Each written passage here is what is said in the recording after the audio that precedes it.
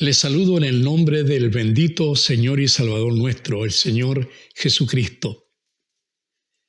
La mayoría de las personas no asocia algunos lugares bíblicos con las regiones que corresponden a los países actuales.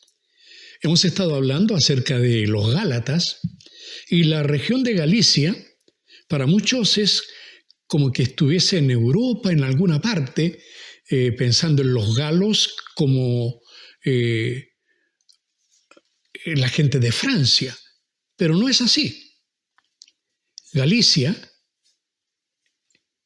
la región de los Gálatas, estaba en lo que hoy día es Turquía, la parte central. La mayor parte de lo que es Turquía hoy día correspondía a la provincia romana de Galacia. Los pobladores se llamaban galos o gálatas, o galli era otro de los nombres en italiano que se podía traducir. Significa esto gente noble. Galo significa gente noble, gente guerrera, gente de alcurnia. Comprendía dentro de sí, de lo que es Galacia, regiones como Capadocia, Bitinia, Ponto, Licaonia y Frigia, por ejemplo, lugares que asociamos en la Biblia, por supuesto. Ahora, tuvimos la lectura nuevamente en Gálatas capítulo 1, versículo 1 hasta el 5, porque no alcanzamos a avanzar mucho más allá del versículo 1 en el mensaje anterior. En el día de hoy seguiremos adelante con esta palabra santa y comenzamos desde el versículo 3 ahora. El apóstol Pablo, curiosamente, en forma muy diferente a como escribía a otras iglesias, no hay ninguna palabra en el comienzo de la epístola a los Gálatas, no hay ninguna palabra de aliento, no hay ninguna palabra en que se esté animando a los hermanos o recordando algo bueno que ellos han hecho. El apóstol Pablo va de inmediato al punto que quiere tocar. De hecho, ya en el capítulo 1, antes de terminarlo, él tiene muy planteado lo que le estaba molestando, porque esta es una carta escrita con cierta molestia, desazón, preocupación, inquietud en el corazón de Pablo, el fundador de las iglesias en Galacia. Así que con preocupación él veía que en vez de gozarse en la gracia del Señor, en la salvación por fe, en la obra de Cristo, estaban volviendo atrás, estaban tratando de asemejarse a los judíos. Y el trato de Dios para la iglesia no es el mismo trato que para Israel, es diferente. Yo sé que algunos no piensan igual, yo sé que algunos lo ven diferente, pero yo los invito a analizar la Biblia sin prejuicio, verla como corresponde, sin anteojeras, porque a veces admiramos al pueblo hebreo, a los judíos, y nos entusiasmamos y creemos que cosas de ellos podemos también guardarlas nosotros. Hermano, no. La ley completa y todas las fiestas judías que eran símbolos de lo que iba a ser Cristo, ya se han cumplido en el Señor. Es cierto que en el futuro puede haber una fiesta de los tabernáculos con toda la humanidad, pero eso será en el milenio. Hermano, ¿cómo comienza el apóstol Pablo en el versículo 3? Ya lo leímos. Dice, gracia y paz sean a vosotros de Dios el Padre y de nuestro Señor Jesucristo. Aquí hay un énfasis que a lo mejor casi no se nota, pero esa preposición de Dios y de nuestro Señor Jesucristo, la segunda preposición es una redundancia en la traducción. En el idioma original, en el griego que se escribió esta carta, esta segunda preposición no aparecería, sería una redundancia y quedaría así: gracia y paz sean a vosotros de Dios el Padre y nuestro Señor Jesucristo. Eso hace mucho más íntimo, está poniendo al mismo nivel al Padre y al Hijo, y lo hace deliberadamente. el apóstol Pablo, para que no haya equivocación, para que no haya distinción en esto de las personas entre el Padre y el Hijo. Pablo resume sus deseos, me gusta cómo comienza así: gracia y paz. Es un resumen de Pablo, el deseo que está en su corazón. Cuando él bendice, o cuando usted bendice a otro, cuando usted le desea el bien a otro, ¿le desea gracia y paz? Sonaría como pomposo: gracia y paz a vosotros. Sonaría como raro, pero hermanos de corazón, no hay nada mejor que una persona pueda tener gracia, la gracia de Dios, y la paz de Dios en su corazón. Por eso me gustan estas dos palabras y quiero detenerme en ellas al comenzar todo esto: gracia y paz. Lo primero que les desea es gracia. Y en cuanto a esto hay dos ideas en torno a la palabra gracia. Esta palabra gracia viene del griego charis para otro, es gracia. Aparece más de 170 veces en el Nuevo Testamento y expresa a lo menos dos sentidos diferentes pero complementarios. Primero, gracia significa belleza, donaire, tener algo ahí especial, encanto, también caer grato, alguien que cae bien siempre. Eso es la gracia. Es una manera casi coloquial de decirlo. ¿Usted recuerda Lucas capítulo 2, versículo 52? Me encanta, porque desde el pequeñito el Señor Jesús, dice la Biblia, según este pasaje, y Jesús crecía en sabiduría y en estatura y en gracia para con Dios y los hombres. Este era el Señor Jesús. Esa palabra gracia es la misma palabra charis que se usa aquí cuando el apóstol Pablo le desea gracia. Esa misma gracia se la está deseando a la iglesia de Galacia.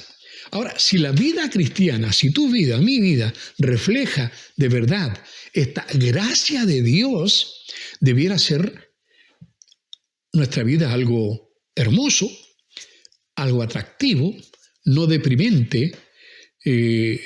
Hermanos, si la gracia de Dios está con nosotros, no podemos andar enojados, no podemos andar gruñones, no podemos andar enojados con todo el mundo, no podemos vivir vidas mediocres, no podemos mostrar desesperación, porque a dónde se nos va la fe. Hermano, no es tener una careta, es una realidad. Si la gracia y la paz están en nosotros, entonces fuera las otras cosas.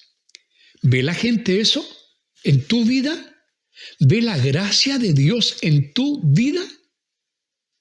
¿Estás siempre contento o más bien contentado en el Señor? No reclamando contra las autoridades, no reclamando los bonos, no reclamando ninguna de estas cosas como el mundo lo hace. ¿Estás bajo esa gracia? ¿Se ve en ti o te conocen como el tipo que por cualquier cosa se enoja, o la mujer que anda hablando por aquí o por allá? ¿Cómo te conocen? ¿Por la gracia que hay en ti de parte de Dios? ¿O más bien somos una desgracia?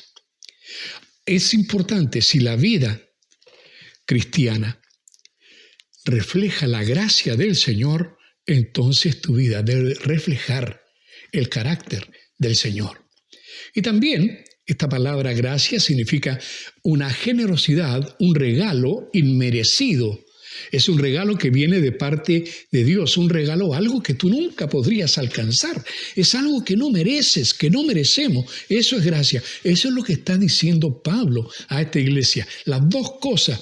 Así que cuando Pablo le pide a Dios gracia para la gente en Galacia, en realidad está pidiendo que es como si él estuviera diciendo que la belleza del amor inmerecido de Dios sea con vosotros.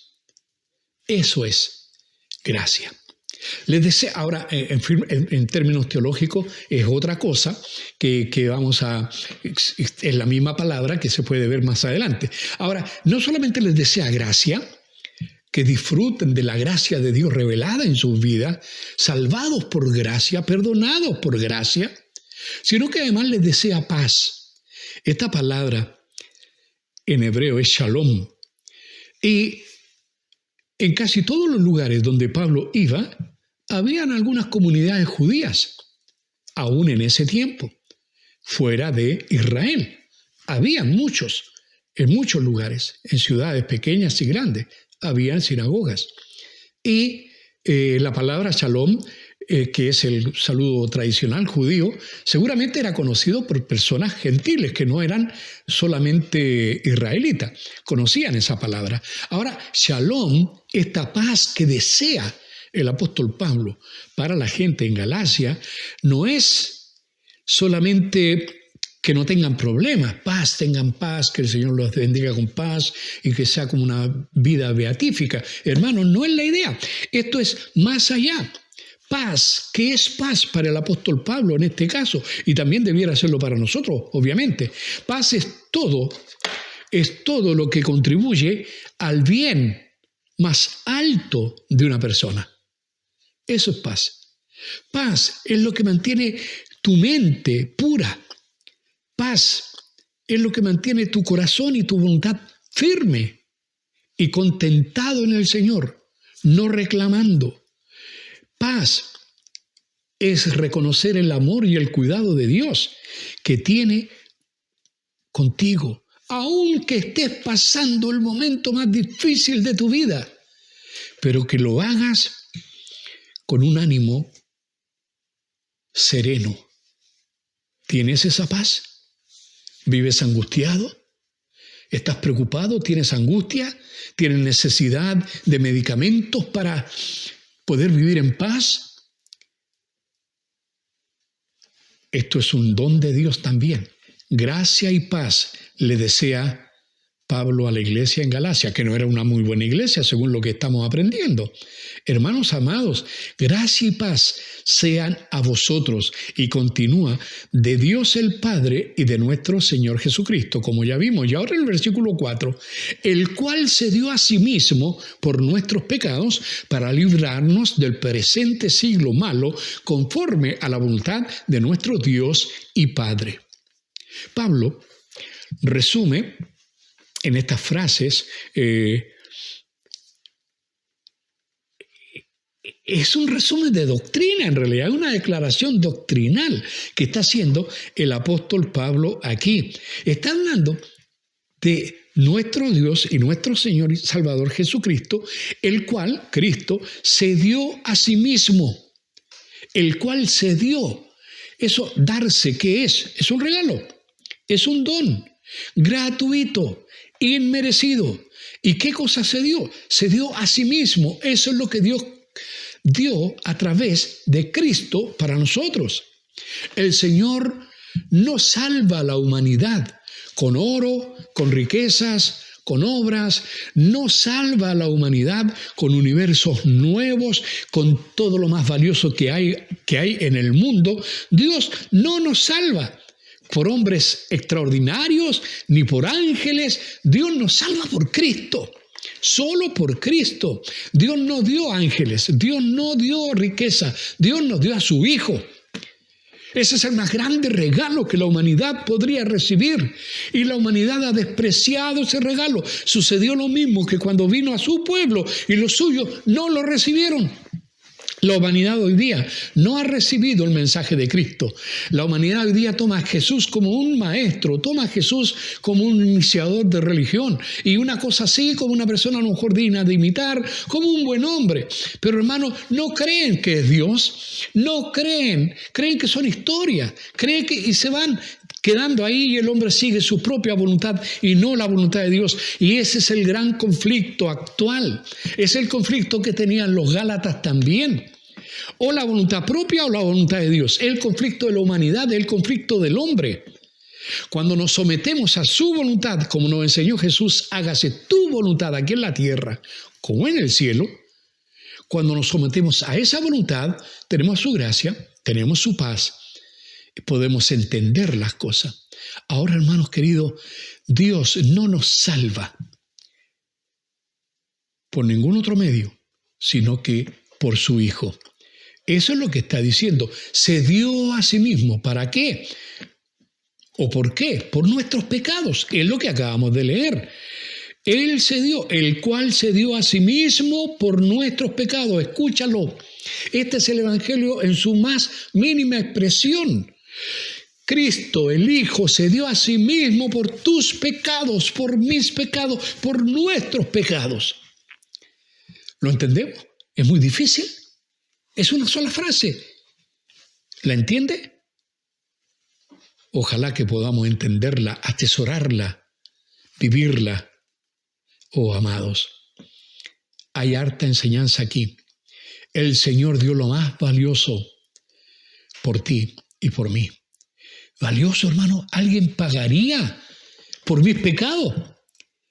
¿Quién daría un 5 por tus pecados? ¿Un centavo por mis pecados? ¿Quién? El Señor no solamente dio un 5, no solamente dio centavos. El Señor se dio a sí mismo por tus pecados y por mis pecados. Yo pagaría un gran precio por algo que pudiera adquirir y que necesitara y quisiera. Recuerdo un personaje bíblico, Jacob. Cuando Jacob se enamora de Raquel, estuvo dispuesto a trabajar 7 años antes de casarse con ella. Y más encima, no se la dieron después de los 7 años, le dieron a la otra hija, a Lea. Y él estuvo dispuesto a trabajar otros 7 años por ese bien valioso, por esa mujer valiosa, que sería su esposa, Raquel. Hermanos amados, de verdad, vale la pena trabajar por algo que uno necesita, trabajar por la casa, trabajar por los estudios, trabajar por los hijos, esforzarse, dar lo mejor de uno por algo valioso. Pero el Señor dio lo mejor de sí, dio a su Hijo por algo que no valía nada. Usted y yo, muertos en delitos y pecados, usted y yo, separados de la gracia de Dios. Pero Él nos reconcilia a través de Cristo. Solo Cristo haría algo así. Me gusta Romanos capítulo 5, me gusta todo el libro de Romanos en realidad, pero es la Biblia entera la que nos gusta. Romanos capítulo 5, versículo 7 dice: ciertamente apenas morirá alguno por un justo. Con todo, pudiera ser que alguno osara morir, estuviera dispuesto a morir por el bueno. Pero ¿qué dice el versículo 8? Dice: apenas alguno puede morir, dar su vida por algo noble. Pero ¿quién moriría por algo que no es tan noble? Para nada. Dice esto, versículo 8, mas Dios muestra su amor para con nosotros en que siendo aún pecadores, Cristo murió por nosotros. Ese sí es amor. No valíamos nada, pero Él pagó un precio tan alto para salvarte a ti y a mí. No desprecies el precio que Dios pagó para darte salvación. Ahora, si tus pecados o nuestros pecados son tan enormes, si el precio era tan fuerte que podrían ser pagados únicamente pagando el precio de la muerte de Cristo, ¿cómo osamos? ¿Cómo queremos minimizar la muerte del Señor? Ofendemos a Dios, ofendemos a Cristo, ofendemos lo que fue su sacrificio perfecto. Cuando nosotros queremos hacernos justos a nosotros mismos, cuando nosotros queremos presentarle a Dios nuestras obras, cuando nosotros queremos decirle a Dios que nos hemos portado bien y que por eso merecemos algo. Hermano, tú y yo no merecemos nada. Todo lo que tenemos es gracia, gracia, gracia. Es gratis, es porque Dios quiere, no porque lo merecemos. Cristo pagó el precio más alto, su propia vida la dio para salvarte a ti y a mí. No desprecies su sacrificio sacrificándote tú. Tú no vales, yo no valgo. Él sí, su sacrificio es perfecto. Eso es lo que dice la Biblia. Usted no puede borrar sus pecados, hermano. O usted que me está escuchando, usted no puede borrar sus pecados con obras.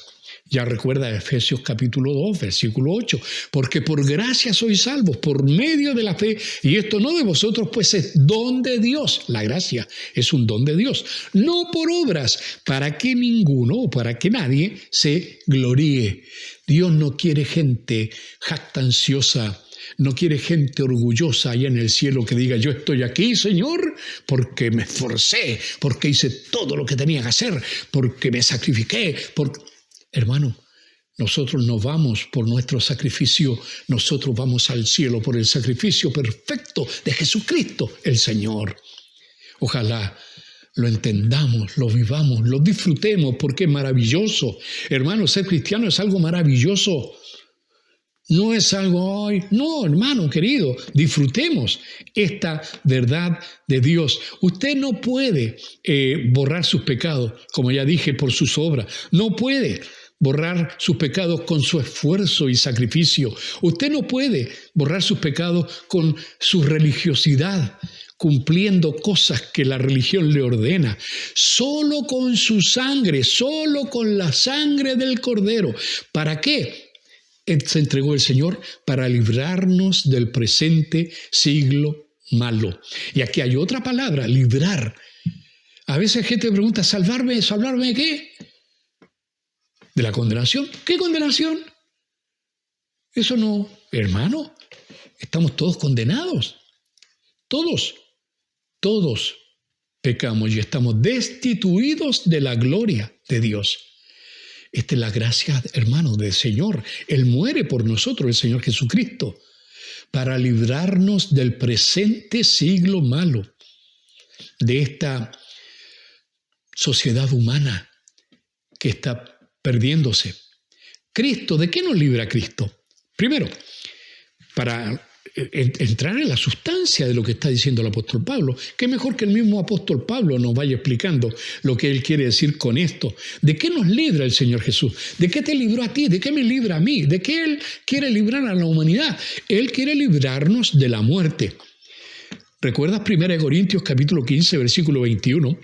El apóstol Pablo escribiendo dice: porque por cuanto la muerte entró por un hombre, se refiere a Adán, también por un hombre, se refiere a Cristo, la resurrección de los muertos. Por Adán entró la muerte, por Cristo entró la resurrección. De eso nos libra el Señor, de la muerte eterna. Nos libra, porque aun cuando nuestro cuerpo se deshaga, llegará un momento en que, si estamos muertos, seremos levantados con un cuerpo nuevo. Y si estamos vivos, como esto no puede entrar al cielo, el Señor lo va a transformar en un cuerpo de gloria para estar para siempre con Él. Así que, ¿de qué me libra Cristo? De la muerte. ¿De qué más me libra Cristo? De juicio. De juicio. Me encanta el apóstol Pablo cuando explica estas cosas. Otro libro lleno de doctrina, Colosenses capítulo 2, versículo 13, dice: y a vosotros, estando muertos en pecado y en la incircuncisión de vuestra carne, os dio vida juntamente con Él, perdonándoos todos los pecados. No sé si se escuchó bien. Perdonándoos todos los pecados. ¿Cuántos pecados? Bueno, algunos. No, Señor, todos los pecados. Me dio vida junta. ¿Cuándo? Cuando Él se levantó. Anulando, dice el versículo 14 de Colosenses 2, anulando el acta de los decretos que había contra nosotros, que nos era contraria, quitándola de en medio y clavándola en la cruz. Esta es una figura jurídica. El apóstol Pablo está haciendo un símil aquí con la lex romana, con la ley romana. Y parece que algo de eso sabía él también. Está hablando de que cuando se llega ante el juez, se toma el acta y se anula, no sirve, no corre, no vale. No hay acusación contra ti, no hay acusación contra mí. ¿Por qué? Aquí lo está diciendo, porque fue anulada el acta de los decretos que había contra nosotros por tus pecados, por mis pecados, y más encima esta acta era contraria, o sea que si el juez dirimía, decía condenado, juicio. Pero esta acta fue destruida. Esta acta salió. ¿Cómo lo hicieron? ¿Cómo lo hizo Cristo? Pablo lo explica. Está diciendo que nos era contraria, que había contra nosotros, que nos era contraria quitándola de en medio. La sacó, la quitó de en medio. ¿Y dónde la puso? La clavó en la cruz. Hermano, cuando nosotros cantamos en la cruz, hermano, ahí fue. Fui juzgado. Fui condenado. Y Él pagó. Bendito sea por los siglos de los siglos este Cordero que fue inmolado. Bendito sea por los siglos de los siglos el Señor Jesucristo. Vive para Él. Gózate en Él. Disfruta lo que Él te ofrece, lo que Él te da. Esto no es solamente doctrina, hermano. La doctrina puede ser algo como estéril, frío, teología. Pero esto es más que eso. Esto es vida. Si tú traes la doctrina y la aplicas a tu corazón y la crees, empiezas a disfrutar la doctrina, empiezas a disfrutar la teología. El Señor no solamente nos libró de la muerte, no solamente nos libró del juicio, también nos libró de la condenación. Otra vez cito a Pablo, Romanos capítulo 8, versículo 1, conocido. Ahora pues, ninguna condenación hay para los que están en Cristo Jesús. ¿Cuánta condenación? Ninguna condenación hay. ¿Para quiénes? ¿Para los que están en sus propias obras? No, Señor. Para los que están en Cristo Jesús. Los que no andan conforme a la carne, sino conforme al Espíritu. Quiero recordar un pasaje en Juan, en el Evangelio de Juan, capítulo 1, versículo 17. Hace una comparación entre la ley y la gracia, con dos nombres importantes. Dice el versículo 17 de Juan 1, pues la ley por medio de Moisés fue dada, pero la gracia y la verdad vinieron por medio de Jesucristo. La ley fue dada por Dios a través de Moisés. ¿Para qué? Para mostrar que no somos capaces de cumplirla, que los estándares de Dios son tan altos que no podemos, no hay hombre alguno que lo pueda cumplir. Entonces la solución de Dios se hace hombre en la persona de su Hijo, hombre, así que es Dios y hombre. Lo que el hombre no puede, Él lo hizo. Y para eso tuvo que hacerse hombre. Por eso a mí no me salvó un ángel. Por eso a usted no lo salva las obras ni lo salvan los sacrificios propios. Nos salva Cristo, el Señor, el Jesús Santo, el que venció la muerte. Dice la Biblia que la ley fue dada por medio de Moisés, estábamos citando recién ahí Juan 1:17, pero la verdad y la gracia vinieron por medio de Jesucristo. Ojalá lo pudiéramos entender. Para poder entender más todavía este versículo 4 de Gálatas 1, donde estamos aún, para no perder de vista dónde estamos, en el versículo 4 continúa diciendo acerca de este Señor Jesús que se entregó por nuestros pecados. Dice, el cual se dio a sí mismo por nuestros pecados para librarnos del presente siglo malo. Y ya vemos de qué cosa nos libra.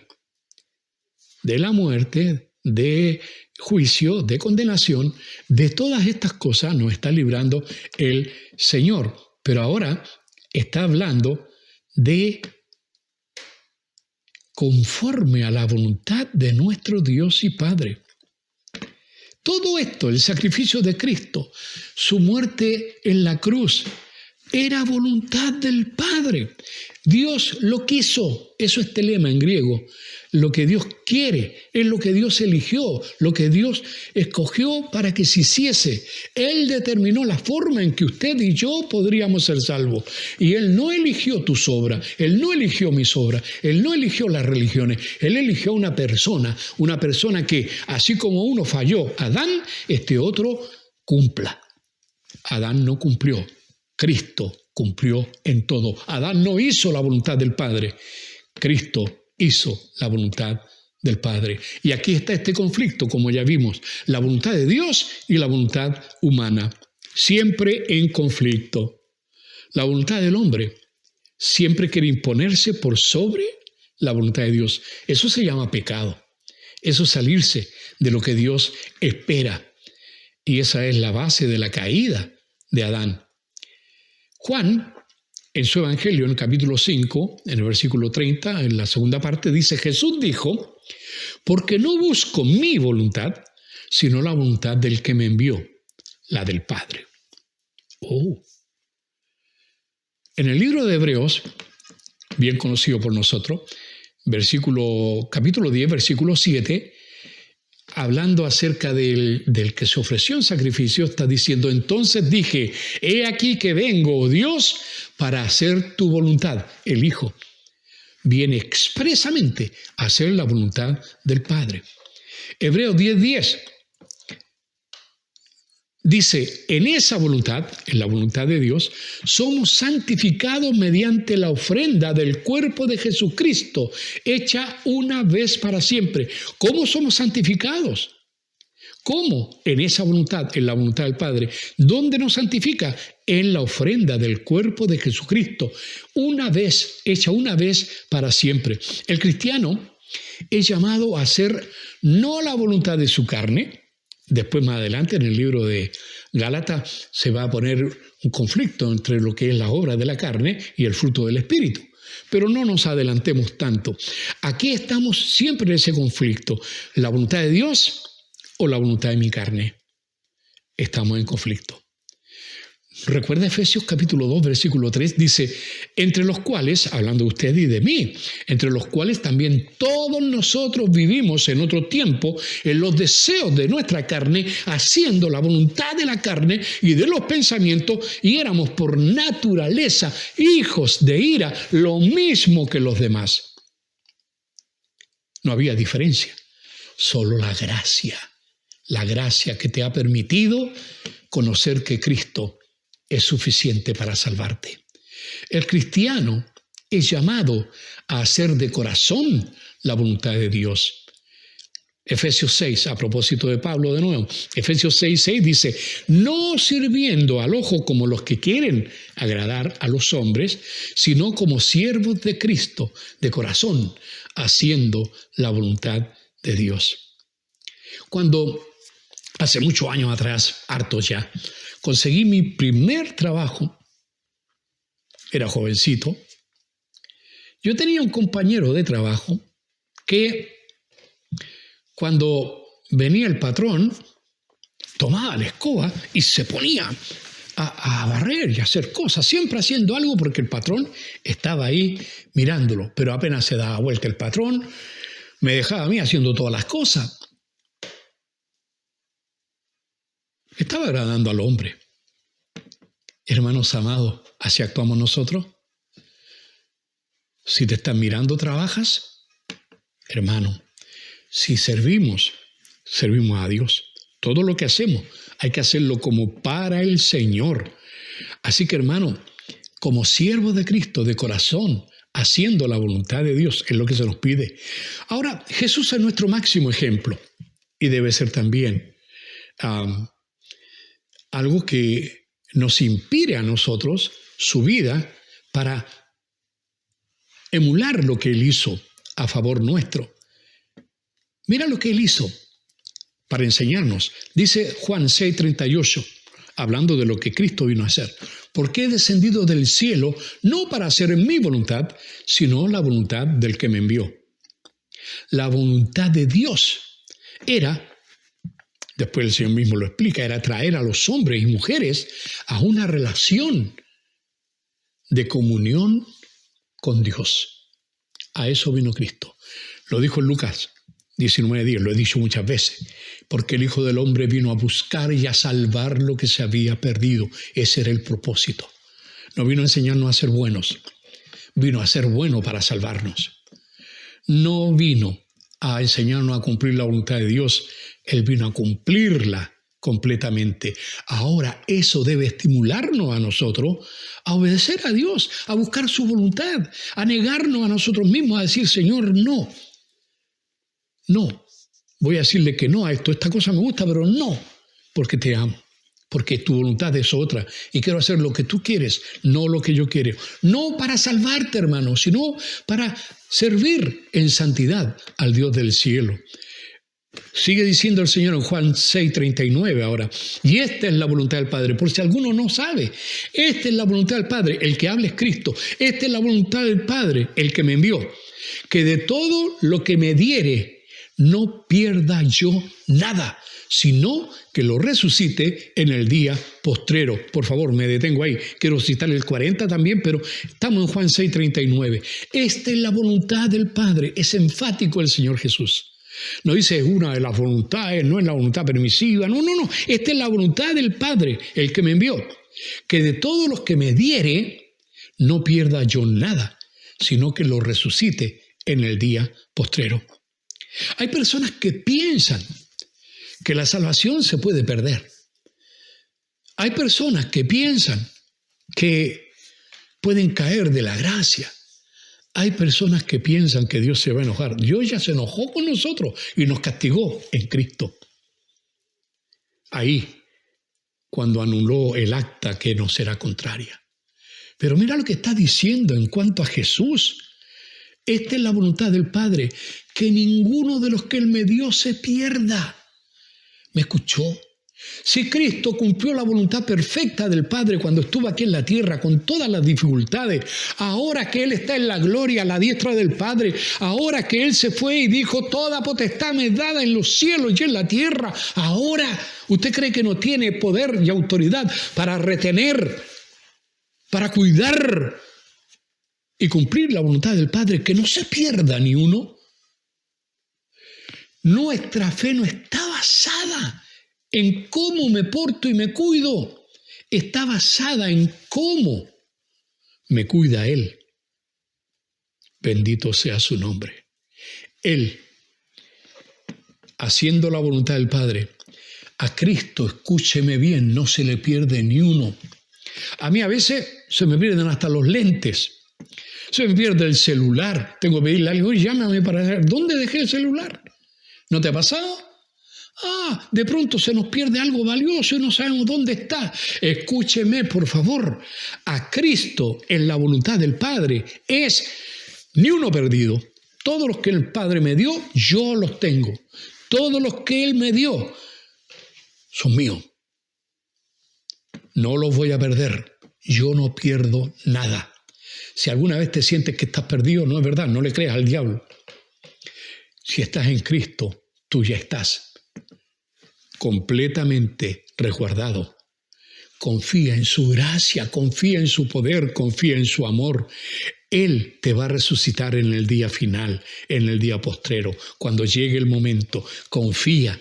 Él lo hará, Él no miente. Dice el versículo 40 ahora, ya que estoy en Juan 6:40, dice, y esta es la voluntad del que me ha enviado, que todo aquel, escúcheme, esta es la voluntad de Dios, que todo aquel que ve al Hijo y cree en Él, ¿en quién? En el Hijo, todo aquel que ve al Hijo y cree en el Hijo, tenga vida eterna. ¿Cómo se tiene la vida eterna? Mirándolo a Él, creyéndole a Él. En todo lo que Él hizo. No es creer, sí existió un Señor Jesús. No, si yo creo en Dios, me dicen algunos. El diablo también cree, pero eso no lo salva. Así dice Santiago. Hermano, el propósito de la vida de Cristo era siempre cumplir la voluntad de Dios. Y en esa voluntad la cumplimos nosotros también. Recuerda cuando Él era niño, tuvo un disgusto con sus padres. En Lucas 2:49 aparece este relato. Entonces, dice la Biblia, entonces Él les dijo, ¿por qué me buscabais? ¿No sabíais que en los negocios de mi Padre me es necesario estar? Así que desde niño Jesús estaba muy claro que tenía que estar en la voluntad, en los negocios del Padre, no en otra cosa. Ahora, cuando adulto ya en su enseñanza, escucha lo que dice Juan 7:16 y 17. Dice, Jesús le respondió y dijo, mi doctrina no es mía, sino de aquel que me envió. El que quiera hacer la voluntad de Dios, conocerá si la doctrina es de Dios o si yo hablo por mi propia cuenta. Está claro. Cuando el Señor enseña, está diciendo que Él está sometido a la voluntad de Dios. Y nos explica, si alguien quiere hacer la voluntad de Dios, confíe. en esta doctrina, en esta enseñanza que yo estoy entregando. Juan 4:34 dice, Jesús les dijo, mi comida es que haga la voluntad del que me envió y que acabe su obra. Oiga, el Señor Jesús, desde su niñez, el Señor Jesús ya en su enseñanza, muy claro en cuanto a la voluntad del Señor, someterse a esa voluntad. Aún en los momentos más difíciles, hermanos, nosotros a veces cuando todo va bien es fácil servir a Dios. Pero cuando las cosas no están tan bien, nos cuesta. Hermanos, el momento más difícil de Jesús. Él sabía, terminó la cena con los discípulos, la última cena. Instituyó la cena del Señor. Sale a Getsemaní, le acompaña a los discípulos, se aparta con 2 para orar, los deja orando y se aparta para orar solo. Los discípulos se duermen. Jesús oraba. Dice la palabra, y él se apartó de ellos a distancia como de un tiro de piedra, y puesto de rodillas oró. Versículo 42, diciendo, Padre, si quieres, pasa de mí esta copa, pero no se haga mi voluntad, sino la tuya. En el momento más desesperado, en su agonía, dice que sus sudores eran como gotas de sangre. Tiene que haber sido tremendo ese momento. El que era santo, santo y puro, iba a cargar sobre sí no solamente el sufrimiento físico, sino que el sufrimiento moral de ser hecho pecado por tu culpa y por mi culpa. En ese momento, él iba a llevar el acta que era contraria y la clavó en la cruz. Bendito sea el Señor. No solamente en su agonía, no solamente en su niñez, también en su muerte. Filipenses capítulo 2, versículo 8. Y estando en la condición de hombre, se humilló a sí mismo, haciéndose obediente. ¿Obediente a qué? A la voluntad del Padre. Haciéndose obediente hasta la muerte y muerte de cruz. Era la voluntad del Padre que Él llevara los pecados de todos nosotros, si lo era. Entonces, Él lo cumplió. Vuelvo a Gálatas capítulo 1, versículo 4. El cual se dio a sí mismo por nuestros pecados para librarnos del presente siglo malo, conforme a la voluntad de nuestro Dios y Padre. Recuerda que lo leímos también este pasaje de Hebreos 10:10, en esa voluntad, ¿en cuál? En la voluntad del Padre, en esa voluntad en la que cumplió el Hijo, en esa voluntad en que el Padre quiere que confiemos en el Hijo, en su obra expiatoria, en esa voluntad, no en tus obras, en esa voluntad somos santificados mediante la ofrenda del cuerpo de Jesucristo hecha una vez para siempre.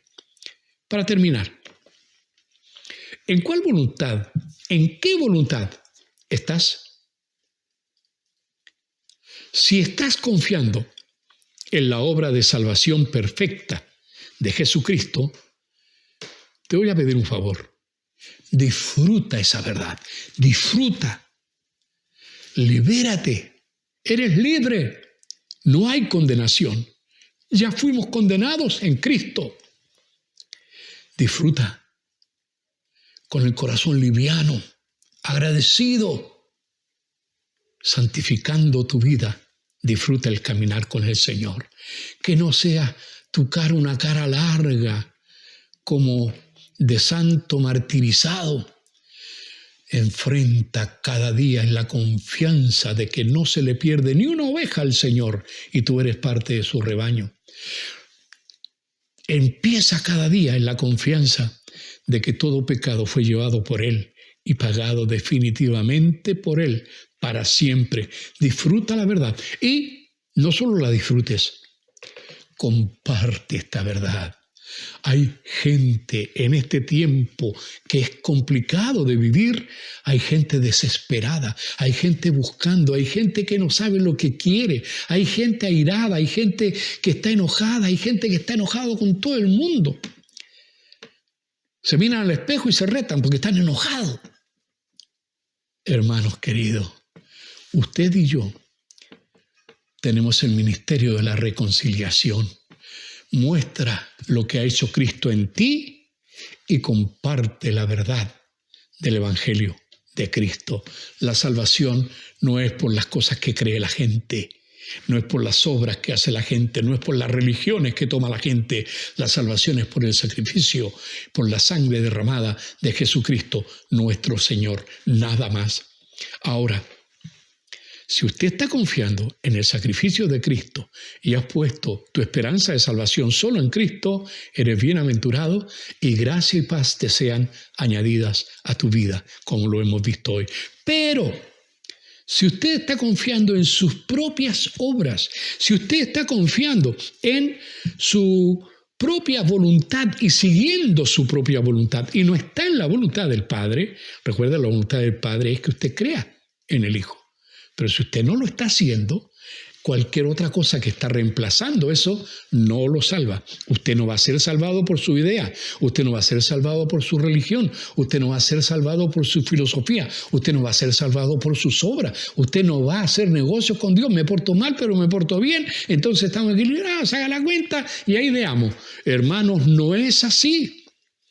Amado, si usted está mirando esto y no está confiando en la voluntad de Dios, sino en la suya propia, está haciendo lo que usted quiere, porque su papá lo hacía, porque su abuelo lo hacía, ¿cuándo vas a pensar por ti mismo? Que esta palabra te abra los ojos. Nadie se salva sin Cristo. Nadie se salva. Te invito a confiar en Él. Aún es tiempo de gracia, pero este tiempo se está por acabar, porque el Señor vuelve y este tiempo se va a terminar. Reflexiona, sométete a la voluntad de Dios y esta es la voluntad del Padre, que creáis en el Hijo. Jesús se lo dijo a los discípulos, Juan 14:1. ¿Creéis en Dios? Creed también en mí. ¿Has creído en Cristo? ¿Has creído en Él como Salvador? No como una figura religiosa, no como una figura histórica, sino has creído en Él como Cordero de Dios que derramó su sangre para perdonarte. Si es así, que Dios te bendiga. Si no es así, no pierdas más tiempo. Ven, Él está aquí. Él quiere salvar tu alma. Confía en Él. No confíes en mí. No confíes en mis palabras. Examina lo que he dicho. Confía en Él. Yo no me predico a mí mismo. Yo predico a Cristo. Al Cristo crucificado, al Cristo resucitado, al Cristo glorificado, al Cristo que retorna. Él quiere salvarte. A eso vino. Que Dios te bendiga. Amado Padre, en el nombre de Jesús, te ruego, Señor, que nos mires con misericordia. Señor, si alguno de los que está oyendo o mirando este mensaje ha creído en ti, Señor, que tenga tu gracia y tu paz. Si alguno de los que está oyendo todavía no se somete a tu voluntad, Señor, por tu Espíritu, convéncelo de justicia, de pecado, de juicio, para que reconozca que la única salvación viene de este regalo más grande que podríamos recibir, Jesucristo, nuestro Salvador. Queremos honrar su nombre. Queremos vivir, Señor, bajo tu mano todopoderosa, confiando en el sacrificio de Jesús. Señor nuestro, edifica tu iglesia. Señor nuestro, añade a tu iglesia los que han de ser salvos. Te lo ruego en el nombre, Padre amado, en el nombre de Jesucristo nuestro Señor, que así sea. Amén. Amén. Amén. Que así sea, Señor. Amén.